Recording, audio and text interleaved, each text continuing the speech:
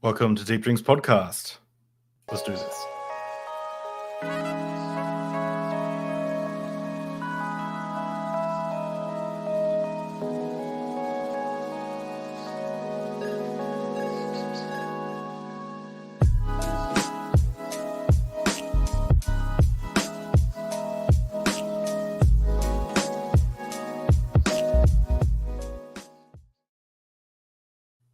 Welcome everyone to Deep Drinks Podcast. I'm Dave McDonald, and this is where the conversations are deep and the drinks are deeper. Today my guest is Dr. Joshua Bowen, a huge friend of the show. Everyone knows him, but for those who don't, he's an Assyriologist, Hebrew Bible scholar, author, and good friend of the show. Earlier in life, Dr. Josh served as a chaplain in the United States Air Force, a pastor, as well as a pastor. And now Josh spends most of his time helping people have historically accurate conversations about the Near East and the Hebrew Bible. His most recent work is an extensive update to his book on slavery. Here to talk about it is my friend, Dr. Josh Bowen. Welcome. Thank you for having me back. I'm very kind introduction. I'm loving your new like bow tie. You've got. I know. You shifted your branding, yeah. And there's this Dr. amazing bow tie. image. You know, see how it works out. There's this amazing image of Derek took of you and Kip in production on this, and I was like, I looked at it, I was like, so you got Dr. Josh looks like Bill Nye the Science Guy because he's got the bow tie. But you know, Dr. Josh, the Assyriologist guy, and then Dr. Kip Davis looks like a pirate. He's got the goatee and the bandana, and I was just like, this is so great. I love the image so much. It's like one of my favorites. Both of you guys will be on a show here soon talking about creation myths with Paula Gia, and that'll be really good as well. But Dr. Josh, thank you again so much for coming on. And thank you. What are we drinking today? I'm going way out on the edge, having coffee. And I have it in my badass coffee mug. I don't know if you what does are familiar with this. Did you ever watch why am I blanking on the name of the show? Arrested Development? No, I haven't. Yeah, there's a puppet. There's a puppet, and his name is Franklin. And that's one of the lines. He says, "They're never going to let you in the country club with that thing." He said, "I don't want no part of your tight-ass country club, you freak, bitch." That's awesome. Sorry. That's great. So we're talking about slavery again. First question I have is why? Why we like this subject? This subject just exists, doesn't it? And you know, we did a panel where we kind of demolished the subject. Yeah. But of course, it didn't do what I hoped, which was to end the conversation for good. Yeah, good luck. Yeah, but, I actually have a meme with that meme with Bill Murray in Groundhog Day. He's standing there and he says, "Well, you know, it's Groundhog Day again, but I've got it at the top. It says, well, we're talking about slavery again." It's so, I mean, when did you ever think you'd be the slavery guy? You've become essentially like the guy that just talks about, like, because you've read a book on it, and now like you just get pulled into this conversation. Like, is your psyche okay? Like, constantly. It's this terrible, horrible, vicious cycle, because this is why I keep talking about it, because like I did a podcast episode on the Canadian Atheist yesterday, I think, and if you haven't listened, everybody go check that out. It was a great show. But like, I really did think that the first time that I talk to apologists about this, I just point out the passages. Here you go. Look, this is what it says, and that they would go, "Oh my gosh!" Like, once they got to the point where they were like, "It really does say slavery," that they would say, "Well, I gotta rethink this whole way that I interpret the Bible." No, what they're doing is they're going, "Damn, maybe slavery isn't so bad." Maybe we need to think of ways that we can incorporate slavery into our theology. Like, Yeah. So yeah, that's why this keeps coming up.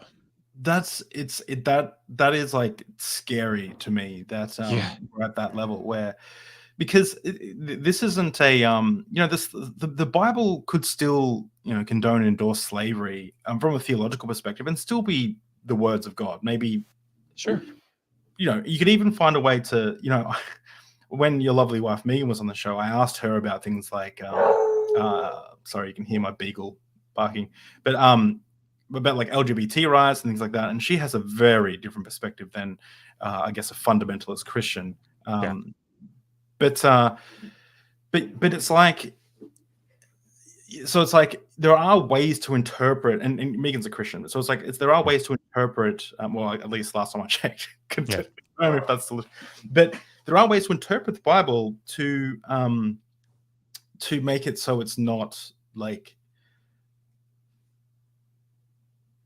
inspired, like perfectly inspired word of God, right? It's like even if it is, right? Like somebody actually emailed me a couple of days ago and asked that very question. Like, look, I know you're not a Christian, but I know you used to be.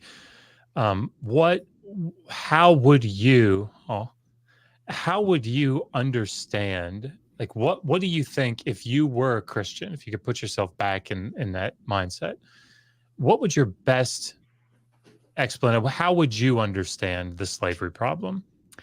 And I don't think that this, like solves the issue. I think there are problems with it. But the position that I would probably take is, look, like God operates within the time, right? And he condescends to people. And that, like, it doesn't say anything about, nobody. I'm not an ethicist, right? So, but in my opinion, like nobody should be going back and saying those terrible Neo-Assyrians, those horrible Neo-Babylonians, they weren't as morally sophisticated as I am, right? Like, we should be saying thank God or thank Frank or whatever, that that we have as a culture, as a species. Like we have advanced in our understanding of morality. Like we've been able to stand on the shoulders of people that have come before. We've watched horrible, atrocious things happen in our past, and we've gone, damn, can't do that again. Right. And we should say it sucks that people had to live that way. But we like, I don't think it's the right thing to do. And like, again, not my field. I'm sure somebody can make arguments about this, but just the way that I see this, like we should not be going back and trying to say horrible, horrible human beings. I wouldn't have done that because I think bullshit. Yeah, you would have.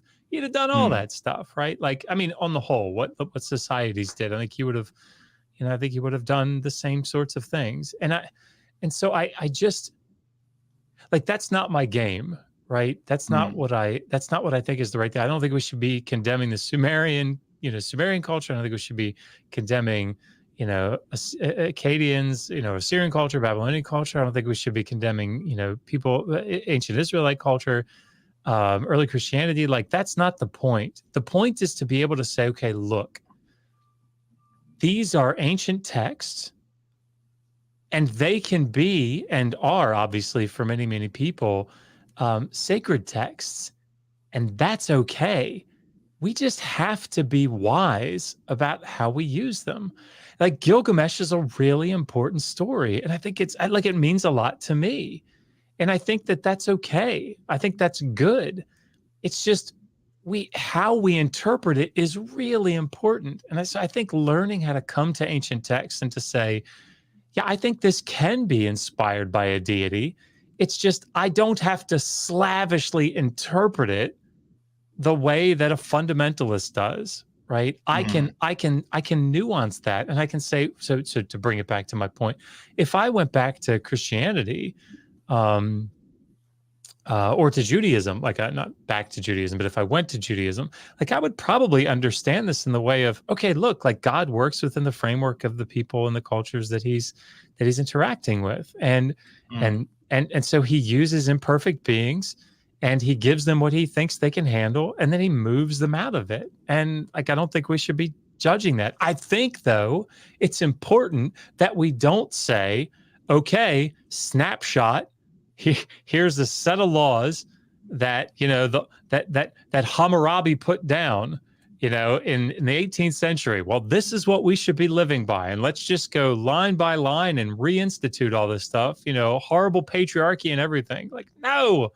And I don't think we should do that with the Middle Assyrian laws. I don't think we should do that with Neo-Babylonian laws. I don't think we should do that with the laws of the Hebrew Bible.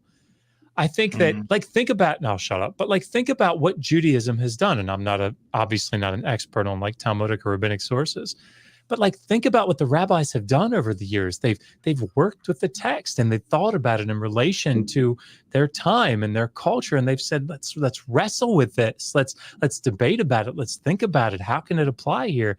And I think that's a beautiful thing. And so anyway, that the danger is when you drive your stake in the ground and you say, my interpretation based on this ancient text, we have to live just this way according to my very fundamentalist, literalist interpretation, and so do you. And there are going to be violent consequences ultimately, I think, if that's not adhered to. So anyway, that's my 3 cents that you didn't really ask for. But I love your 3 cents. Give us all a sense. But I think that I actually agree for the most part, but I would actually word it a little differently personally, which might see how this sits with you. I still look at the past, the genocide, slavery, and all that stuff, and say they were immoral, they're atrocious, they're horrible.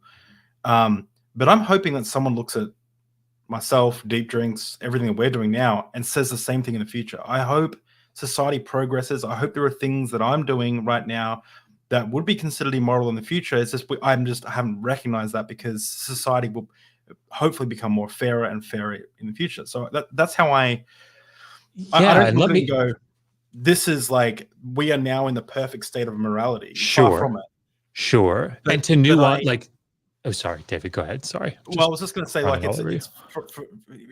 it's a journey. So, like, and this is one thing I also want to point out is we had Nuria Khan talking about the ethics of myself and Nuria talking about the ethics of Islam the other day, and it's really hard to talk about that and not come across as like Islamophobic, because we essentially are being Islamophobic in some ways, in that we're kind of critiquing the ethics that are in the Quran with our modern lenses. But it's the thing, I guess, to remember is the people under those ideologies are the ones that are being affected. Sure. And it's this like, it's this tightrope of like, for example, to go into the Islam thing, it's like, well, I want to make sure that society is fair for women because of my moral perspective, and then that conflicts with some of the things in some religions, and then you critique those religions, but then you don't want to like, religion's very sacred to people, you don't want to like, sure. So it's a very hard of course, yeah. Yeah, sorry, I kind of interrupted. No, I believe me, I interrupted you. I think like a really probably not a terribly contentious example of this would be like spanking, right? Or beating with a switch or something like that. Like, when I was growing up, we were starting to like work out of that, right? But my dad's generation, very much, go break a switch off the tree or whatever. But like, no one, in my opinion, no one should look back at my dad when he spanked me and connect what we now think is immoral behavior with an immoral person. Mm-hmm. And I think those are very different things, because I think that my dad thought he was doing the right thing. And based on his cultural context, based on what he understood about morality, he thought he was doing the right thing. Does that mean that it was the right thing? No. But I think we have to draw the distinction. And I think where people maybe go awry here, and I'm sure that I have been guilty of this. Like, this is not like, what is it? Like virtue signaling or something, right? I'm definitely not trying to do that. I think you're perfect. Like, I But look into those eyes and I go, but I just think that we need to be able to say, yes, 1 Samuel 15, right? If we're understanding that passage in this fundamentalist way, that is an act that we bet not repeat, right? That is genocide. It's horrible. Like as we understand it today, immoral action. But I think then trying to tie that back to a people, right? First of all, like probably not a historical event, right? So like trying to cast aspersions on a group of ancient people because of a text that has a theological point to it. Bad idea, right? But I think being able to draw the distinction between, look, you read through the Proverbs and it says, if you don't beat your son or beat your child with a wooden rod, you hate him, right? yeah. And to say, man, what a group of immoral people. No, miss me with that shit, right? As Joel Bain would say. No, it's yeah, we now know because of our experiences, and I swear I'll shut up, but like because of our experiences and what we've had the privilege to learn and to understand, yeah, that's not good, right? So we should leave that behind. But that doesn't mean that we should demonize the people that didn't understand that, right? I think it's a much more nuanced thing that we need to, anyway. Yeah, Sorry. and this is no, it's don't apologize. It's exactly what we do, but it's you just hit the nail on the head so clearly, and it's this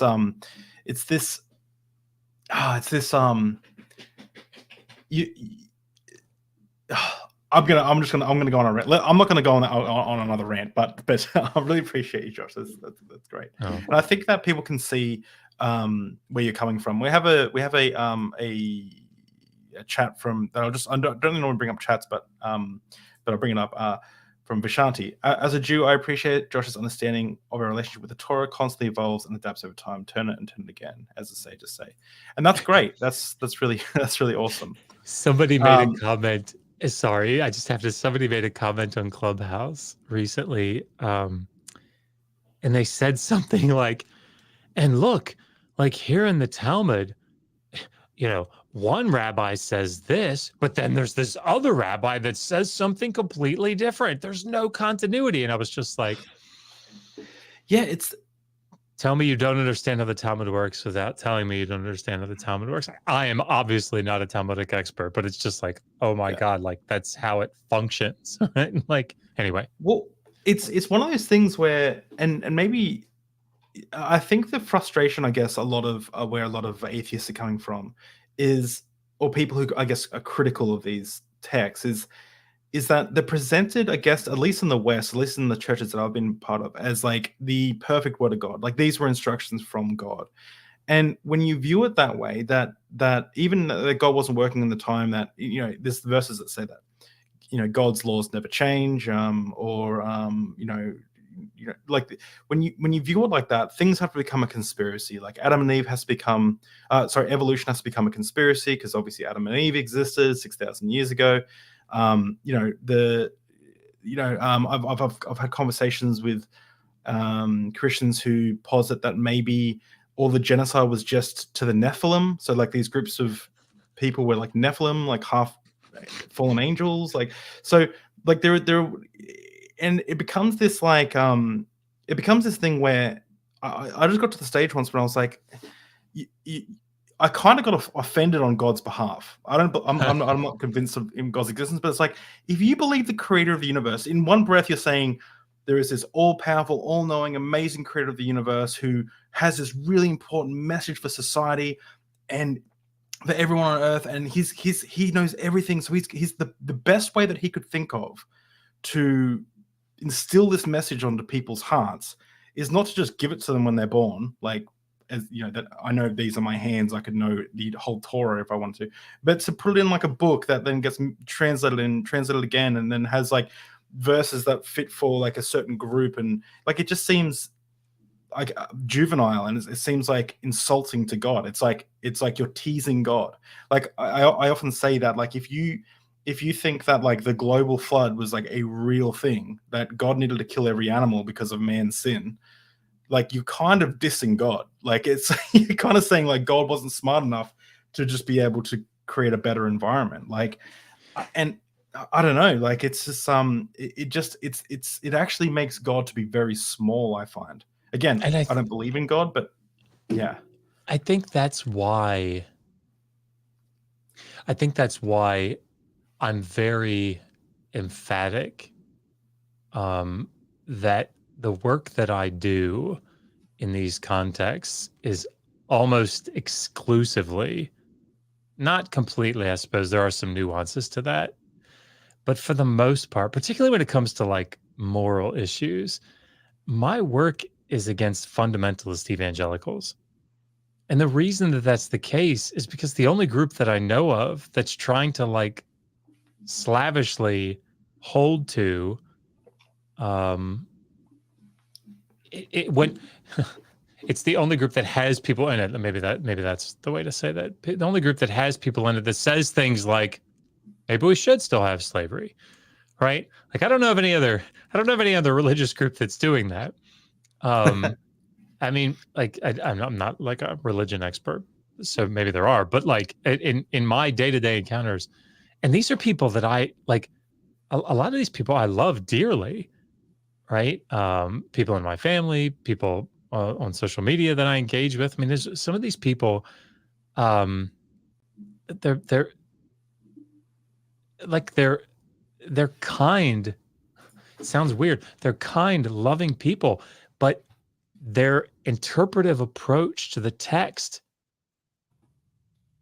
it like logically takes them necessarily, if they follow it through, down these paths, and they follow it through and they go, well, I mean, a lot of them will go, well, I mean, it goes against my intuitions. I hear that a lot. It goes against my intuitions, but I mean, the Bible says it. So, and that's where I think it becomes really problematic. So anyway, when I talk about that's I guess it's good to couch it on this. That's why when I talk about something like slavery, I'm not trying to come down on any ancient group of people at all. What I'm doing is I'm saying to a modern group of people that has this very particular interpretive approach, hey, don't do that, right? Let that text do what it's supposed to do. Supposed is not the right word, maybe, but like view it in its right context. Differently. Yeah. Think about this differently, please. Right? Because allow your moral intuitions, not an ethicist, and I keep saying that, but allow your moral intuitions to have a much greater influence on you. Right? Let it tell you things like, man, even though my interpretive approach has taken me down this path where I either have to say I'm understanding this incorrectly through my interpretive model, or slavery is good, go with the former, right? Think maybe my interpretive model needs to be tweaked a little bit. Don't default to, I guess slavery is okay. Yeah, it's funny that you bring that up because I'm doing a video with Derek tomorrow. We're recording it, and it's going to be, I guess, my story. It'll be for his channel. It'll be like my story, but told through 3 Bible verses that gave me trouble when I was deconstructing. Oh, wow, awesome. Through that. And just spoiler alert for anyone, a big one for me was when you're in ministry college, you've got to read through the Bible, or well, at least we did. And you kind of do it so fast because you're just you got so many assignments and stuff. You don't really pick up everything. After ministry college, I tried to read the New Testament again, and it was the first time I like sat down and read it properly, I think, from start to finish. And I got to 1 Timothy, I think it was, 1 Timothy 3, maybe, where it says that, women are not to have authority over a man, and them, because, and I was like, oh yeah, I know the apologetics to this. That was for a time, that was not for now. That was because the women were separate from the men, and they used to reach over the aisle and talk. And so I knew the apologetics. I'm like, okay, cool. So like, obviously ignore what this part says. At the same time, one of my friends was closeted for 45 years. One of my friends from ministry college was a gay man, closeted, never had a partner, never had any type of relationship, and was seriously struggling with this. And I was like, I came to someone in church. I came to a lady and I said, "Hey, what about this verse?" I was like, "Why was that for a time, but the homosexuality laws are not for a time?" Right. And then she gave me the apologetics explaining. But then I kept reading in that verse, and it says, "For Eve was deceived first, and that's the reason." And it says, "But women will be saved through childbearing if they remain in the faith." And I was like, whoa, whoa, whoa, whoa, whoa, whoa, whoa, pump the brake. I was like, it gives the reason. The reason isn't because they're like hanging, and that reason's still valid. Eve was still deceived first now, as she was, as they, the concept was back then. So it was very confusing. I was like, hang on. And then I realized, like, if I'm reading this correctly, I disagree with it. I don't think women should be subservient to men. I don't think women should not have the right to speak in church. I don't think and then I thought to myself, if I don't agree with this, I need to either correct myself or I need to work out why I don't agree with this, because something's going on. And I was honest enough with myself to kind of work that out. And that's what I imagine you're hoping for with people who have the correct context of the Hebrew Bible with some of these laws. Is that right? Yeah. And I saw Vishanti put a super chat up, and actually I thought that was really probably a really good way to sort of address this, if not off topic. Oh, sorry, you should probably read it. Oh, no, it's okay. If not off topic, ask Dr. Josh to explain the flood as a polemic against other A&E flood stories. This is thank you, Vishanti. This is a perfect example of understanding ancient texts in their context, right? This is a way for any fundamentalist listening to this. Here is a way that you can still hold the text as sacred and even inspired by God and not think that the earth is literally 6,000 years old and flooded globally, right? Texts do things. And if you go to like Myth Vision, for example, he's doing a whole series on Genesis 1 through 11. He's been working through it. Of course, I have a whole chapter in the second volume of the Atheist Handbook to the Old Testament on this particular topic. But Genesis 1 through 11, the primeval history, contains and is in and of itself, in a long stretch, a polemic against earlier and contemporary Babylonian myths, right? And the flood tradition in Genesis 6 through 9, it's not, this is where people go awry. The title of my chapter is "Did the Old Testament Plagiarize?" or something like that, right? And because that's what a lot of, I think, atheists and skeptics reasonably. Which book is it in? That one. Yep, the first one you picked up. Okay. Oh, sorry. Yeah, number 2. I got a whole stack of them. Thank you. But like people think, they'll say things like Bronze Age goat herders, right? Or, oh, they were, so dumb or whatever, like nonsense, right? The people that are writing and editing these texts are like the brilliant people. They're incredibly creative and imaginative, and they're thinking things through and doing things with these stories. So this story about the flood, about the gods creating humans, and the humans are doing work, and they get really, really loud, and they the gods can't sleep. The particular one god, Enlil, can't sleep, and so he decides to reduce humanity's numbers through like a plague and through this and all these things. And then he finally decides, you know what, it's not working because somebody's helping the humans. I'm going to send a flood, and there's a god that still helps. Enki helps or Ea in the Akkadian helps humanity, and this one family, or this one guy and his wife, survives the flood, right, with the animals. This tradition, it's found in the story of Atrahasis from the Old Babylonian period, the early 2nd millennium BCE, and in the story of Gilgamesh, tablet 11 from the late 2nd millennium BCE. This story, very well known to the writers of the Hebrew Bible, at least this section of Genesis, said, we're going to use this story and turn it on its head. So if you read, and I just challenge everybody to go do it, go Google or pick up the book by Benjamin Foster, Before the Muses, and read the story of Atrahasis, right?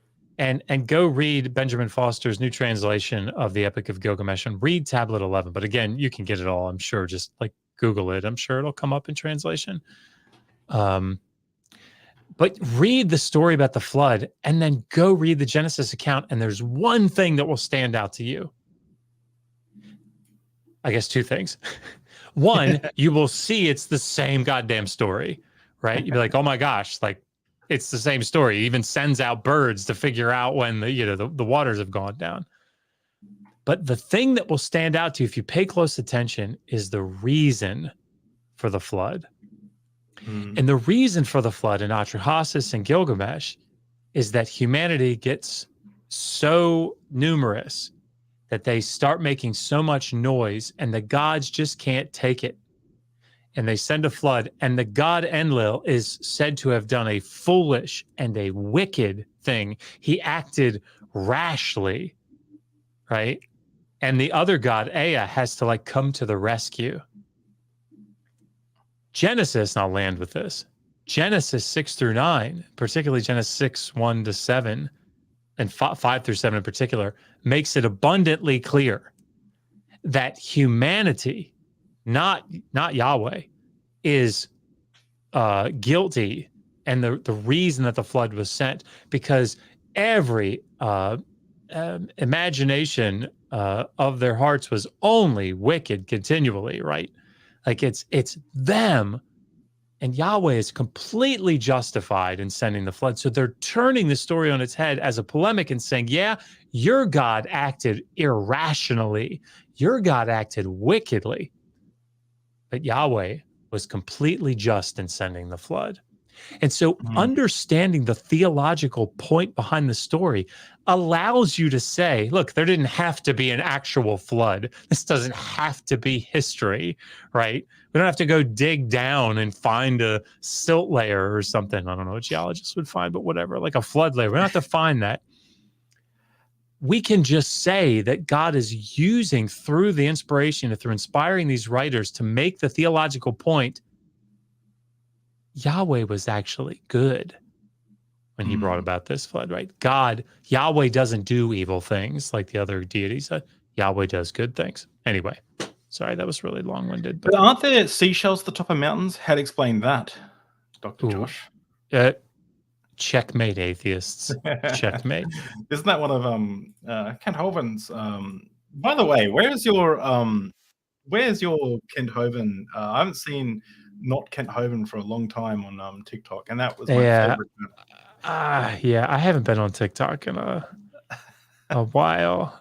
I did I did do a short little thing with Apologia today on that video that released, little Kent Hovind thing. But Apologia took a clip from our Deep Drinks episode and put it on Apologia Live, and I'm like, I've made it, Mum. I'm finally on. I've made it on Apologia Live. I've made it. Oh, that's awesome! Like I've technically been on Apologia. Like, yeah, congratulations! Like come full circle. It's awesome. So getting into your book, so I read your book back when it was the first edition, this is the first edition. I'm looking forward to getting I'll have to find a way to get a signed copy of the second edition. Definitely. It is, first of all, props to Megan. She designed the first cover and designed the second cover. Let me just show it. This is the new version of the book, and first of all, it's available for pre-order right now. Links are in the description. You can go check it out and pre-order this. Can I just point out real quick? Do you see, everybody see up there that little orange #1 new release thing? That is specifically because of you guys. The more, can you scroll down? Actually, it should say it a little bit lower. Yeah, those numbers right there. Sorry, up a little bit. Right there, or under product details, that number 46 in atheism, number 85 in, I can't read it, but Christian Bible history and culture, the 420 more in Christian and Bible history. the more pre-orders that book gets, the lower those numbers go, which means Amazon in the algorithm goes, Yeah. oh, this is really popular. We got to push this out to more people. And so it Oh. really does make a big difference. I know there are a lot of people out there that are looking to get the paperback, and I really appreciate that. We always try, and you can only put the Kindle up for pre-order. And so, like, obviously, I don't want to. If you're gonna buy the paperback, like, please don't like go out and also buy the Kindle. But I'm so tempted though. I'm so tempted. Yeah, but it really does boost those numbers, and of course, buying it once it comes out also boosts those numbers. But there's something with the Atheist Handbook, like the numbers went way up because a bunch of people pre-ordered it. And so anyway, if you are planning on getting the Kindle, or we try to, all of our books, no matter how long they get, or whatever, we always price them at $9.99 so that they're affordable. And I said this on the podcast, and then I'll shut up. But if these books always end up on pirated or like pirate sites, all of our books are there now. Oh, nice! And you made it. Yeah. And I said this on the podcast, on the Canadian Atheist podcast. Like, I'm of two minds about it, and so is Megan. Like, we want people obviously to have access to this information. That's why we write it. And so, like, I don't lie awake at night going, oh my gosh, we lost, money or whatever. But on the other hand, like, it is a stream of income. And so, yeah, but we do say to sort of strike a balance there. If people really can't afford to buy the book, Kindle or whatever, email us, and we will send you a secured PDF version so you can have it for free. Wow. So, and people do take us up on that, like particularly with the Learn to Read Ancient Sumerian book. Like, I think it's $30. So it's one of I think it is our most expensive book. It's because of the content. Or maybe it's 25. I can't remember, but there are a lot of people that just can't afford it, and so we end up sending PDFs to them. So, but for real, someone said yes, absolutely for real. You do so much for the community. I know. I won't go into detail, but I know of times where people have struggled with financially, and you guys have given hundreds of dollars to support members of the community. You support myself on Patreon, which is like incredible. You guys are one of the 12 original or the disciples of Deep Strings. Yeah. So if there's anyone to support, it's Dr. Josh, and I'm gonna buy the Kindle version. Even though I don't have a Kindle, but and even though you've sent me the PDF, but I want to support you. And I've got to get, when the hardcover comes out, it's going to be right there on my shelf of Dr. Josh books. I've got a whole stack of Richard Dawkins books because this place was selling all of them for like all these secondhand ones for like $20. So I just got the whole. That's amazing. And the next biggest collection probably be Hitchens and then you. So eventually, nice. But Thank you. So yeah, what did you add to this one? I know that you told me that you wrote a whole new first chapter. Yeah. So the original book, I don't remember exactly, but like it ends up being somewhere around 200, 250 pages, something like that. The first book. This one, it's like 702 is what it tops out at or something. Oh, okay. That's the Kindle pagination. I think, yeah. The bibliography, I think I looked at it as like 55 pages of bibliography.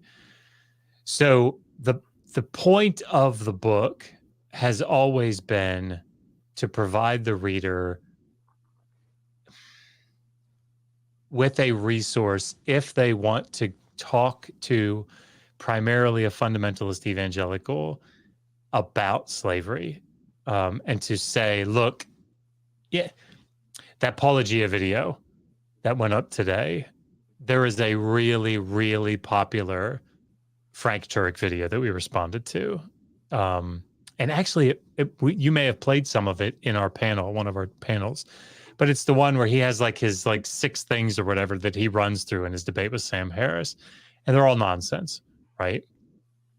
And the point of the book is to, hate to use the term arm, but to arm the reader with the ability to respond to those apologetic arguments, those bad apologetic arguments. So the first book did that.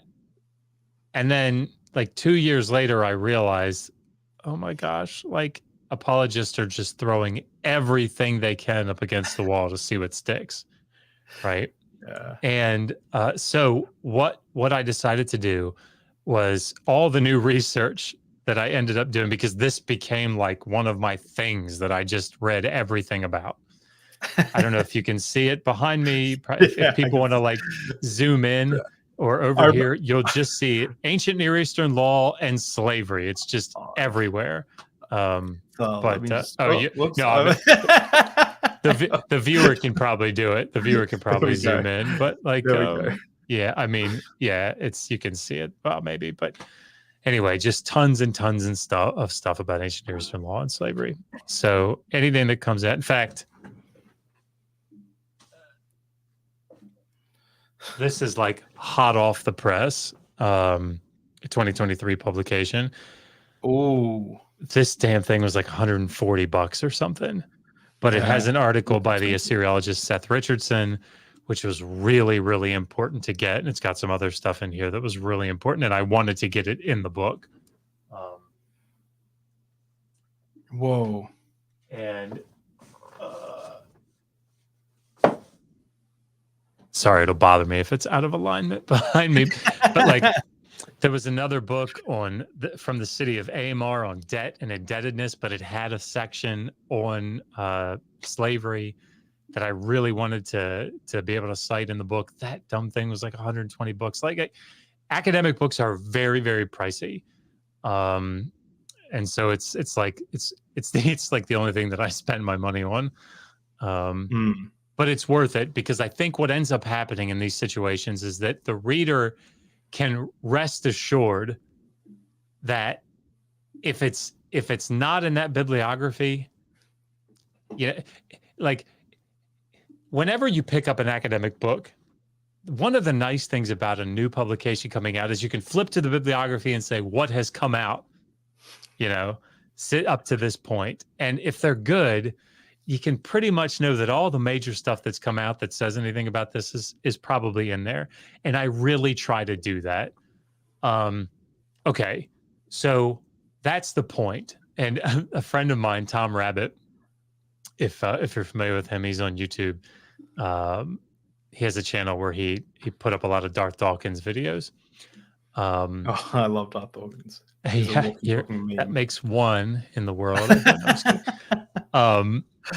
But he did a debate recently on slavery, and what he said was, he got my book, and he said, I'm going to read and do this whole argument just reading the first 32 pages. He said, that's all the further I got, and that's really all I need to win this debate, which was really kind of nice. The arrogance of him is amazing. I love his we could do a whole segment on Darth Dawkins, but sorry, that was Tom Rabbit that said that. Tom Rabbit said he said, I'm going to use Dr. Josh's book, and I'm only going to I only need the first 32 pages to win this debate and show that the Old Testament endorsed slavery. So anyway, that's the way the book is designed. So I added a chapter on ancient Near Eastern law. And the reason that I did that, besides the fact that there's an entire appendix that goes through, it's probably like 250 pages of every ancient Near Eastern law and a whole host of different texts, contracts, administrative texts, literature, letters, all kinds of stuff in translation that talk about slavery. So every law that deals with slavery, and then a whole bunch of other texts that deal with it, in translation with commentary, including everything in the Hebrew Bible that talks about slavery in the legal sections. Because I'm going through all of that ancient Near Eastern law, what I wanted to do was sort of situate what ancient Near Eastern law collections are for the reader. So I give an overview of their contents, what they date to, what they look like, and then I have a whole discussion in the chapter of what they were. And the reason that I do that, besides just that introductory purpose, is because there's an apologetic argument out there right now that says, if everybody's familiar with the laws of Hammurabi,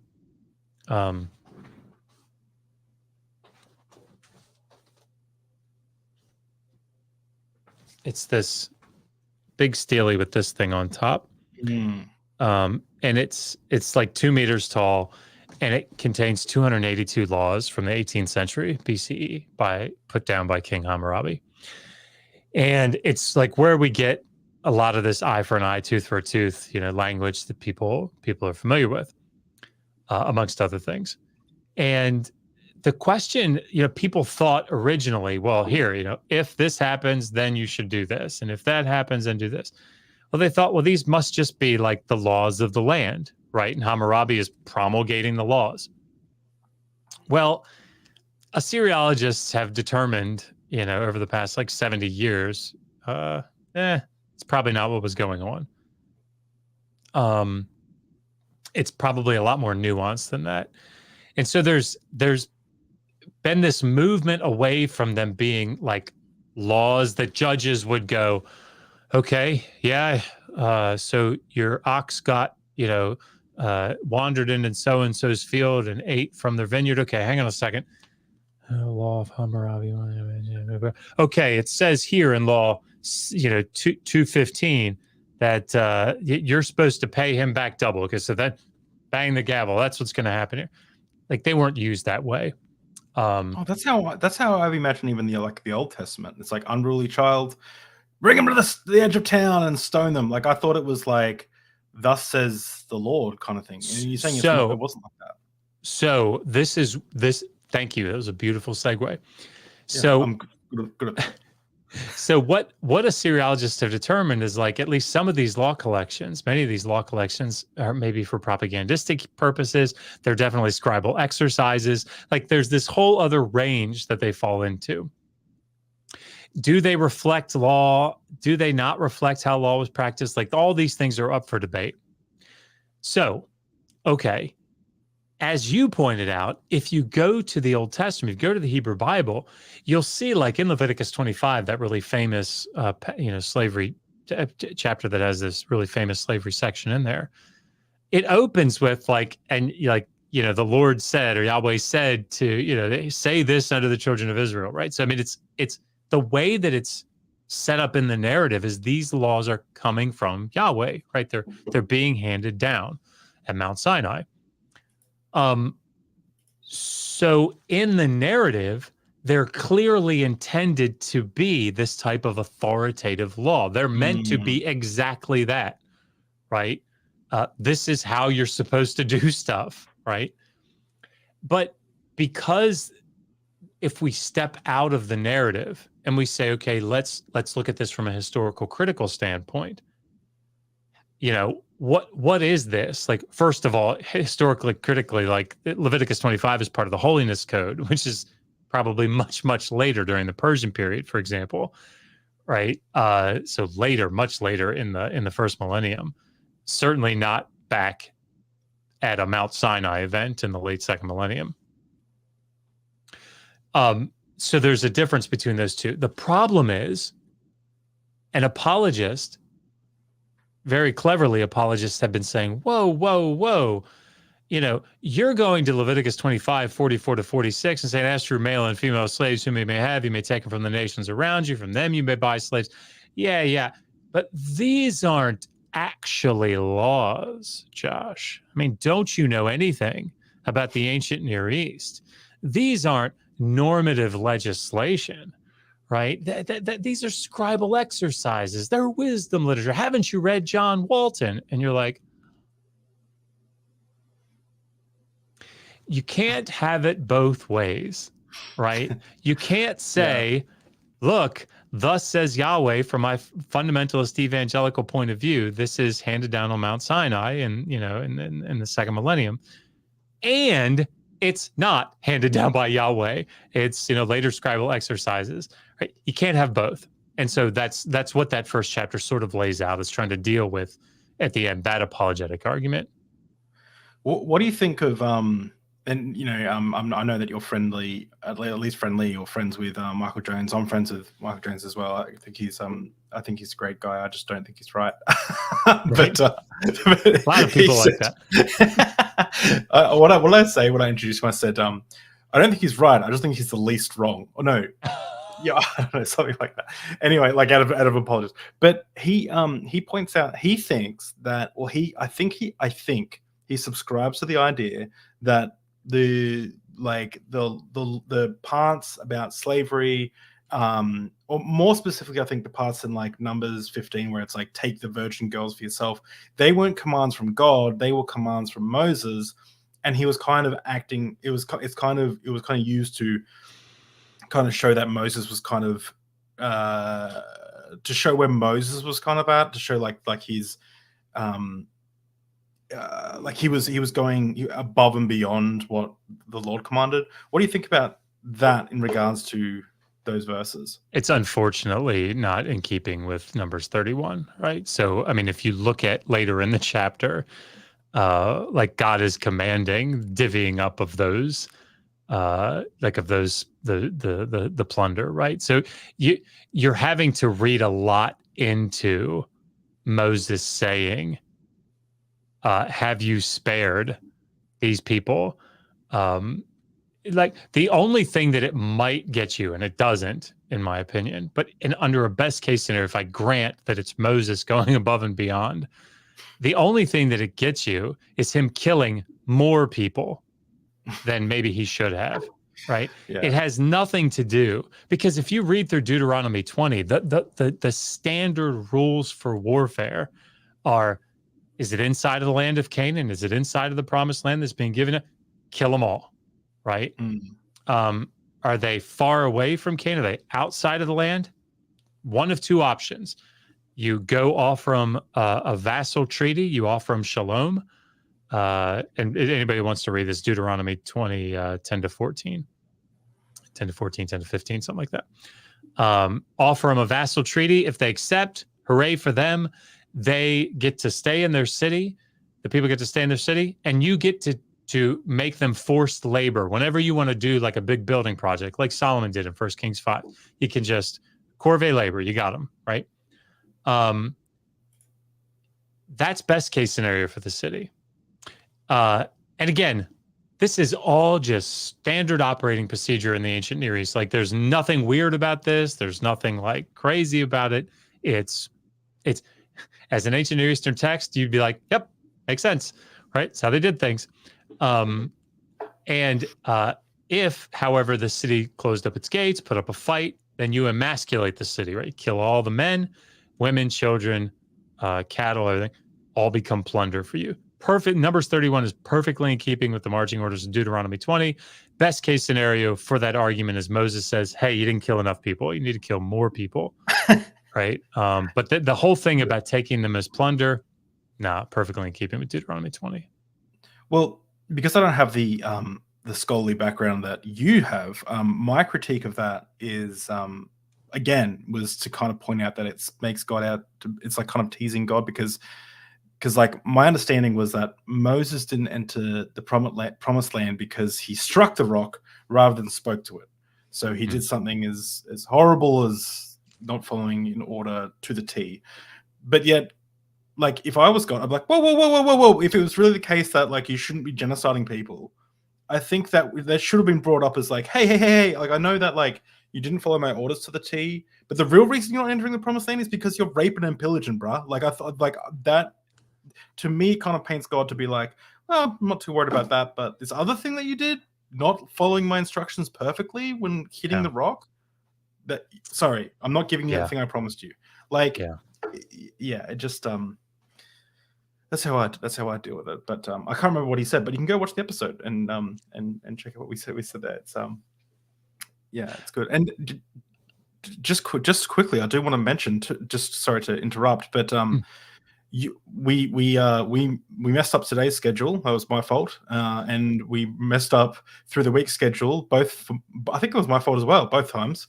But we actually having you on just to do a recorded interview because as my Patreon supporters, which you are one of them, know I'm working on a documentary with Dr. Kip Davis, and you'll probably show up in that, maybe in some of and maybe in another one. But if you want to see the raw interviews on Patreon, this one specifically, the origins of Judaism, it's just like it's a recorded high quality interview with just the raw interview, and the clips will be taken and used in a documentary.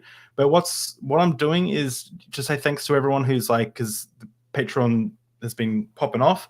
Just say thanks to everyone. Every tier can access it. It's not just so even. I think it's like $2 is like the smallest, like the lowest tier you can get. So if you want to see these interviews before they get put into a documentary, and the ones with Dr. Josh, it's available. Nice. The raw interviews are available. Yeah. So I just wanted to say that to promote the fact that you're coming on again to talk about this stuff in more depth. But do you mind if I share my screen? Just because I feel like it's probably, I haven't done this yet with anybody, so you're the first. Okay. So yeah, it should be up there. So this is the table of contents, table of contents for Appendix A. So you can see where it starts, page 358. So what I did is I just went through, and like this is again after the conclusion. And by the way, Vishanti read through this very graciously and gave me some really good comments. Vishanti that's in the chat? Oh, cool. It gave me some really great comments. So thank you, Vishanti. But this is where I just put all of the laws and a bunch of texts that have anything to do with slavery. So, and I've organized them based on topics. So here's slave sale. These are all laws or texts that have anything to do with sale of a slave. Laws about debt service, laws about physical treatment of slaves, slave marriage, as slave as a husband, slave as a wife or other, like a concubine, so on. So you can see. And then to give you an idea, I'll just go through the first one here. So this is laws of Ornama. This is from the third millennium, and they're in chronological order within their sections. So here's the actual law in translation, and then here's my commentary on that particular law. So it explains what the law is doing. It gives, obviously it cites. So here's Miguel Seville's, some of his comments on it, but you can see. And then here is purchase, like a contract. So Baranantara has purchased from Uragira. The gardener, one blind slave, Baranantara, has paid 15 shekels of silver for Uragira. The gardener has the purchase price for him. And then I explain some of the nuances of that, like what is a blind slave? Here's the Sumerian word, it's Eginu 8. And so anyway, I just sort of go through all these things. So if you're talking to somebody and they're like, oh no, look, the Old Testament. Here, let me zoom in here. The Old Testament in Exodus 21:16 says you're not allowed to kidnap people. You can be like, oh, okay, kidnapping. All right, well, here are all the laws. Oh, whoa, this is so handy. So I did this, and then I thought there's a whole section on battery laws. And so I thought, you know what? I've already done the work on battery laws. So I'm going to make a second appendix. And I'm going to go through all the laws on battery. So I organized them in two ways. One from each law collection. Here it is. From each law collection. So all the laws on battery, because the question is, sorry, let me put this in context. I will often hear apologists like Mike Winger say things like, oh my gosh, like if they do something as little, as small, as insignificant as knocking out an eye or a tooth, something just that small. Well, sorry, like it's not a small thing. Right. So here are all the laws about battery. So here's how based on how they appear in the text, based on their severity, right, in their individual collections. So you could see beating a man's pregnant daughter so that she dies is the most severe, fracturing a bone with a weapon, breaking a nose with fists, but not the weapon, destroying an eye, destroying a tooth. It's really high, right? These are all really high. Down to, a slave beating a man, slave girl hitting a mistress. So this is the ancient Near East, including the Bible, right? This is like... That's right. So these are all the laws. Is this every law regarding this that you could find? Yep.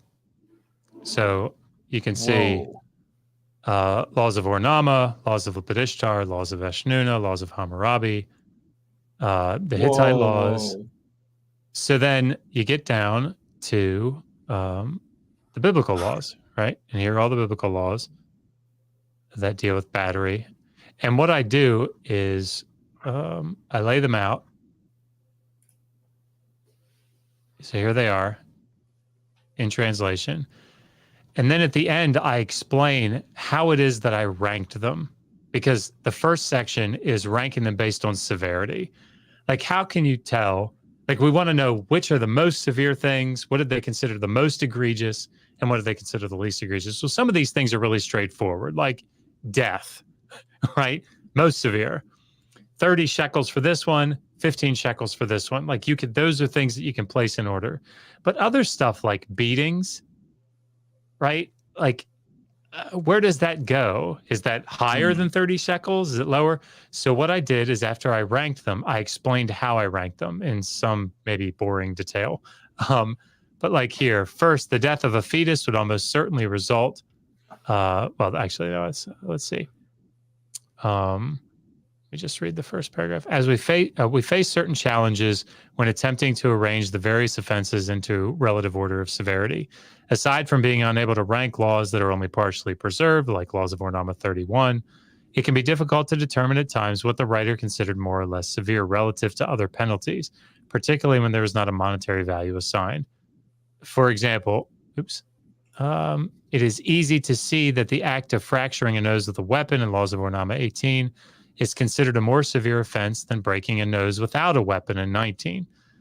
As the former results in a 60 shekel fine, while the latter only incurs a 40. But then, like, how do you figure out other stuff? So anyway, I go through all that, and then I explain what it means. So I swear I'll stop here in a second, but I'm just excited about this appendix because it's really cool. No, this is super exciting. Like, just to have, I mean, it's just fascinating to like be able to have like such a solid work with such a strong appendices. That's incredible. People are saying like you're doing so much work. Kip Davis, I'm not sure if you saw, but I put up One Stop Shop Slavery and Sexual Violence shop. Yeah. There's hang on, where's the other one? Oh no, I lost it. Someone else pointed out. I think it was Dr. Cheryl. Damn, Dr. Josh did some work. Incredible. Yeah, it really is. Thank you. But like here, like this is sort of the whole point. So I have this chart, which shows all the significant battery laws. It's hard to see, obviously, here, but like based on laws of Ornama is this column, Lipidus chart. And it just shows most severe up here, least severe down here. And you can just see the patterns. So like one of the patterns is looking at damage to the face, these types of things, or breaking a bone. So most severe up here, and it gets less severe as you go down. And you can just see in this chart, they're all very severe. So that's the first half. That's where I'll stop. The second half of the battery is I organize them based on the actual group body part that was damaged or the victim. So instead of sticking with just all the ones in the singular law collection, I say, all right, give me all the laws about hitting a pregnant free woman. So here they are in their chronological order. And you can see the severity of each one. And then I have a discussion about it. And then at the end, which it would take me a minute to get down there, I have analysis, Yeah, here we go. Where I say, okay, when you do this comparison, here's what we end up finding out about how the different law collections deal with the same offense. So anyway, Incredible. So one last thing is based on all of that data, at least the one from the first appendix, Appendix A, I put another new chapter in, which is this guy.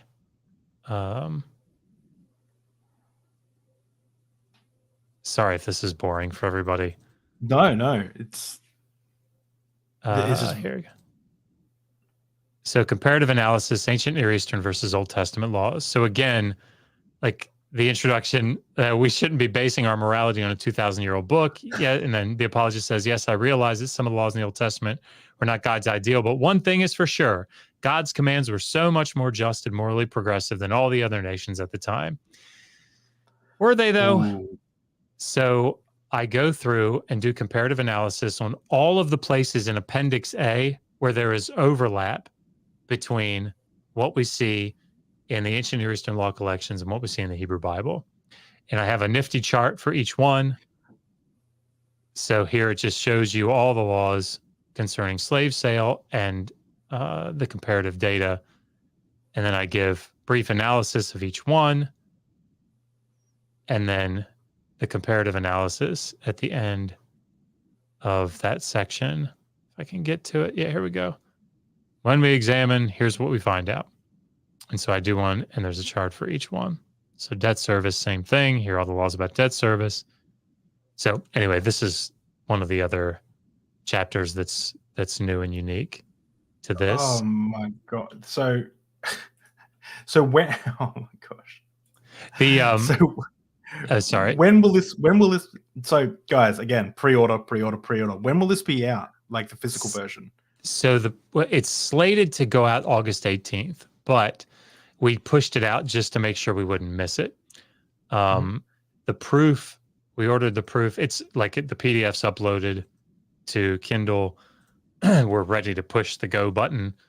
But we wanted to get the actual proofs so we could hold the physical copy in our hand and flip through it and make sure there wasn't anything that was weird. That should come tomorrow. So I'm going to try to take the rest of the week to look at it, and maybe this weekend. No promises, everybody, but maybe it'll be up by this weekend. So, yeah. Guys, don't. If you're debating whether or not to send a super chat or go buy the book, go purchase the book. Just help Josh out. Let's get this to number one in every category. Thank you. No, maybe not every category, not in the world, but every category in atheism, Christian Bible history, and Christian Bible history and culture. I did want to say there was one more thing that I put in there that wasn't in the first one. One more chapter, and I beefed up all the other chapters just so it's clear. Like, there's nothing that's strictly this. There's no like the same chapter. Every chapter has something new in it. Updates, but I put a chapter in the first Atheist Handbook to the Old Testament about slavery, and one of the things, the little short section that I added in there, included the slavery in the New Testament, early Christianity, and the antebellum South. And I decided I was going to make that its own chapter in this book and beef it up. And so it's the same overarching argument, just with more behind it. So like I actually have a lot more research that went into it. So a lot more bibliographic citations, but also like I'm putting a whole bunch of like think about the antebellum South. I put like laws in there in full, weird spellings and everything, from the 1800s or from the 1700s. But the actual laws that talk about what happens if you beat a slave, you abuse him, and what are the punishments and all that stuff. So, I'm actually really excited, even about the things that are just enhanced. I think there's a lot of good stuff in there. I always thought it was a good book, but this looks like you've just taken it up a notch, like 10 notches. Like, this looks like epic. I have a question though, and this is partly so I did some maths yesterday, or not yesterday, the other day when I was preparing for the conversation we'll be having with Derek tomorrow. But I tried to work out how much 50 shekels was in today's money, and because women, if there's that verse in Deuteronomy 22 that if someone, someone rapes a woman, well, the stream just got demonetized, great. But as soon as if that happens, then the rapist must give 50 shekels of silver to the husband, and then he can't divorce her. And we won't go into that in detail because obviously everyone knows it's pretty gross and pretty horrible. But let's say that 50 shekels, according to what I could work out, was about $480 USD. Is that about right? And also, that needs to be like contextualized, because would that have been a lot of money back then, or was that not much money, or like, how poor were people in the ancient Near East around this time? Like, Yeah. So, okay. Very complicated question in some regards, because like obviously the ancient Near East 3,000-year period. So the value of shekel like goes up and down, and yeah. and I'm obviously not an economist, and an ancient economist is even greater subspecialty, and there are people that dedicate their lives to it.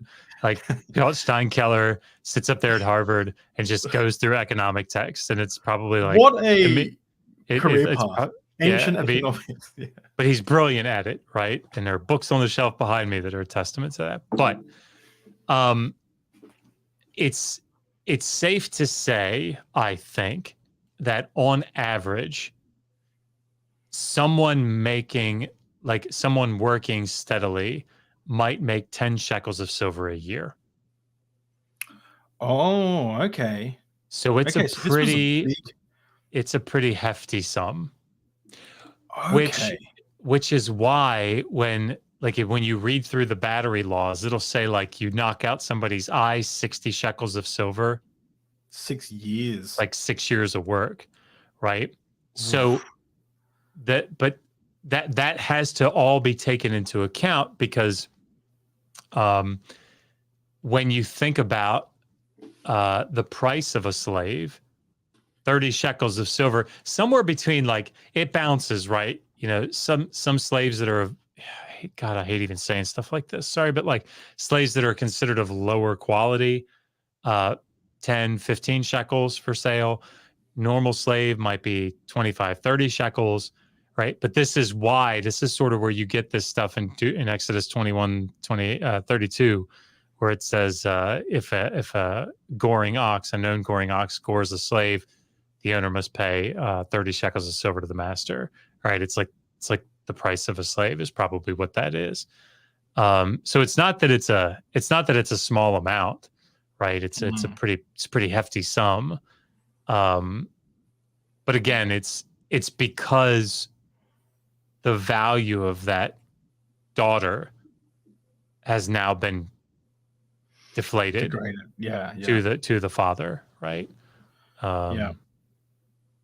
Which is often the meaning, that Hebrew word anah that's used, that like you've deflowered her, or you have defiled her, or it's also like this idea of you've devalued her through sexual intercourse. You've brought down her value socially, which again, justifiably horrendous to our ears. But again, let's make sure that we maintain that distinction when we think about the ancient world. So anyway, what Josh is saying is he condemns every ancient person as immoral. No, for anyone who missed the start, that was a funny joke. That was a humor. So I have a question about. You mentioned that there were there's the chapter that you put the ancient Near East laws with the Bible laws. Are there examples where the Bible does worse? Are there examples where that you can give that the Bible does better? And can you give us a couple of quick examples about some of these laws? Sure. So there are some obvious places where, and these are passages where it's like over the top. The Bible does better. The Hebrew Bible does better. Fortunately, unfortunately, I don't know. It just depends on your point of view. They tend to be in more utopian, idealistic sections. So, like in Deuteronomy 15, it talks about if you have a debt slave, he serves for 6 years, he goes free in the seventh. In Exodus 21, that debt slave is just released, right? But in Deuteronomy 15, the law has been developed, and it says you don't just set them free, you have to give them all kinds of provisions when they go. Now, the reason behind that is because in Deuteronomy, Israel is being set up as, like the head over top of its vassals, the foreign nations that are around, right? So they're supposed to be the ones in power. They're supposed to be the ones giving money as loans, not taking money, needing to borrow money. And so you don't want a nation of poor people. And so the goal is to keep slaves from falling into debt servitude again. Obviously, from an economic standpoint, that's like a head scratcher. How's that going to work, right? They've just worked so that they can pay off that debt. Now you're giving them a bunch of stuff. The text is very clear that God is saying, I will provide for you supernaturally to make up for that. So it's utopian, right? It's idealistic. The same is true in Leviticus 25. Don't take Israelites as debt slaves anymore. You're not even allowed to do that anymore. You have to keep them as hired workers. But it's also in the same place where it says, like, let the land lie fallow for an entire year. And the people are like, how are we going to do that? What are we going to eat? And God says, I will supernaturally provide for you, right? So again, it's in this utopian context. So certainly that, if that actually were to play out, supernatural provision and everything, that would obviously be much better, right? But sort of in less utopian sections, there are places where it's not as good, right, from our modern vantage point. So, for example, in the Laws of Hammurabi, I think it's in somewhere between 115 and 117. I always get them mixed up. But it talks about if a person goes into debt servitude, they serve for 3 years and are released in the fourth. So in 3 years, they pay off the debt, principal, interest, anything. In the Hebrew Bible, Exodus 21, Deuteronomy 15, it takes 6 years, not 3, right? So they have to serve for 6 years, and they're released in the seventh. So, like, in that sense, we would say, oh, well, that's worse. There's a quote. $20 says I won't be able to find it off the top of my head, but it's in the book. But it's basically, it's in this amazing magisterial volume by Jackson, talking about the covenant code of Exodus 21. But he basically says, look, and he uses the term apologists, which is rare in academic work. But he basically says, look, apologists will try to do what I just did and talk about like Deuteronomy 15 and Leviticus 25. He said, and there are places that you can go and you can say, yeah, look how much better it is. The problem is, and I talk about this in detail in the book. The problem is you could do it the other way as well, like I just did. And that's just one example. The thing is, making these types of comparisons, you just have to be so careful making them, because on the whole, it's a wash, right? When you kind of get down to the bottom, they're all kind of doing the same thing. Like Bruce Wells, Raymond Westbrook, and I talk about this in the first chapter. But there's an ancient Near Eastern mindset that sort of permeates the law collections. And while they might have slight variations here and there, people are basically thinking the same way about the situations that they're going to deal with, like an ox goring, who is known to gore and isn't penned up. That shows up everywhere, right? So they're thinking about the same types of laws to deal with. They're thinking about adjudicating them in similar ways. The penalties are often the same type, right? So if you strike a pregnant woman who is either a free daughter or betrothed or married, right? Same penalty pretty much across the board. Hit a slave, same penalty, sort of across the board. There might be like the same type of penalty. The monetary value might go up or down, like if you do it to a slave. You know, but the same thing is true of rape. The same thing is true of adultery. Like there's just this consistency among the collections, and that's what you see in this book. Is that like everything's sort of just on par, with ups and downs here and there, but on the whole, it's what you would expect from an ancient Near Eastern text. Yeah, and that makes sense. Is there I know that I don't know how much you went into this in the book, but in the antebellum South, do we have record of like people using the Bible to justify the slave trade? So I want to make it clear to the reader, my research and presentation of the antebellum South is strictly, it's very narrow. It's strictly on the laws in the antebellum South. So in the colonial period, post-revolution, leading up to the antebellum South, I'm looking at the laws that were on the books about slavery. So there's obviously a whole other discussion about what actually happened, which is obviously a very important discussion, one that we all need to keep in the front of our minds when we think about this topic.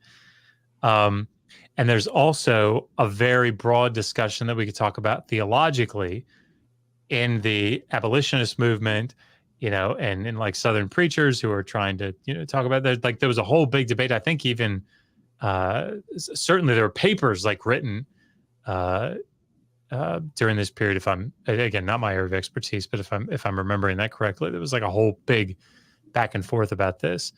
So I don't deal with that. However, what I will say is that there are references in the laws themselves to things like no good Christian would do X, right? It's not befitting a Christian to abuse a slave or to kill a slave, right?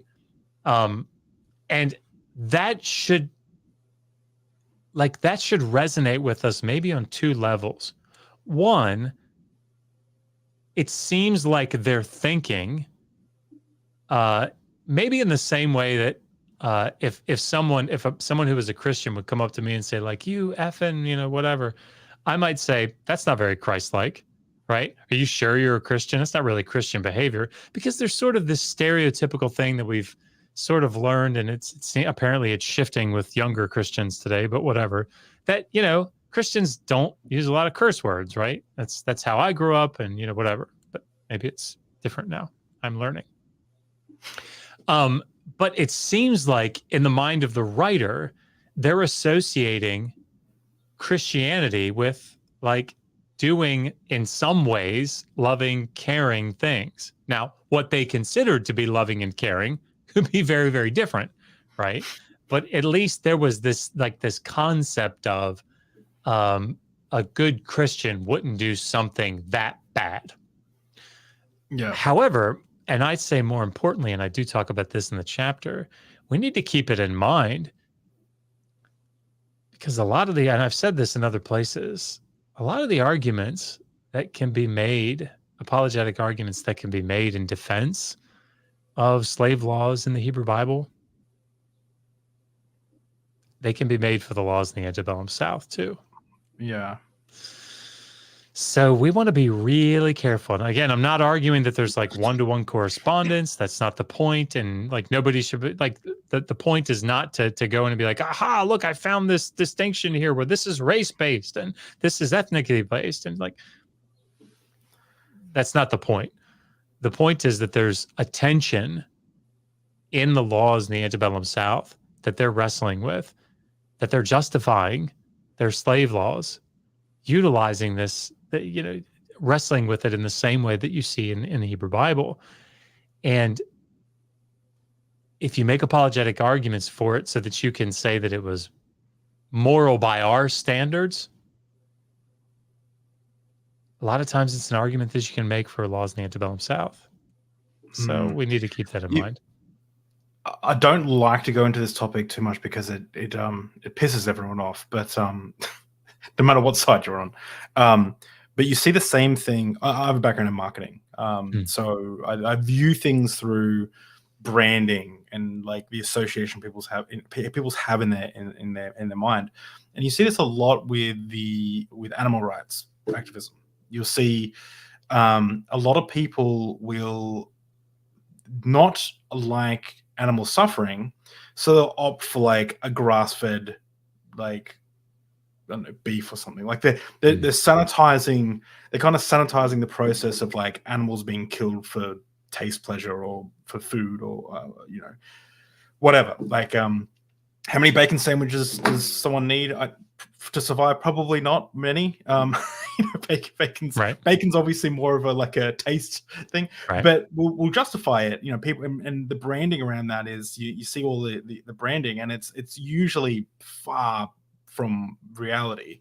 And even still, like, pigs probably don't want to die.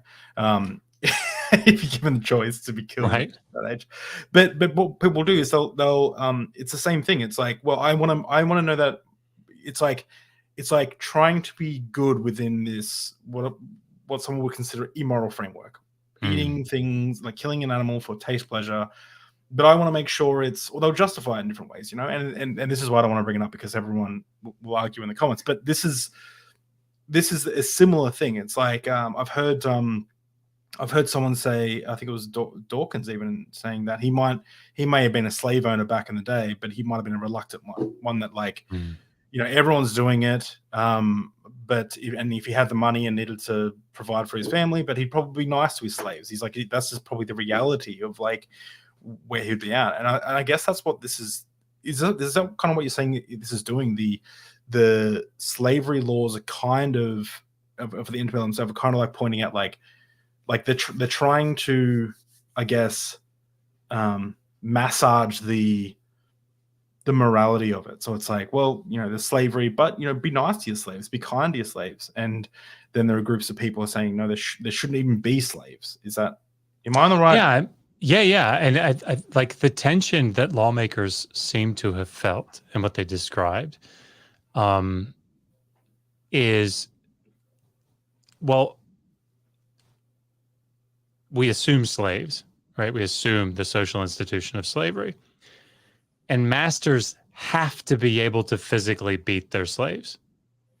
Like, how else are you going to motivate them, right? That's what they're thinking. How is she going to motivate them?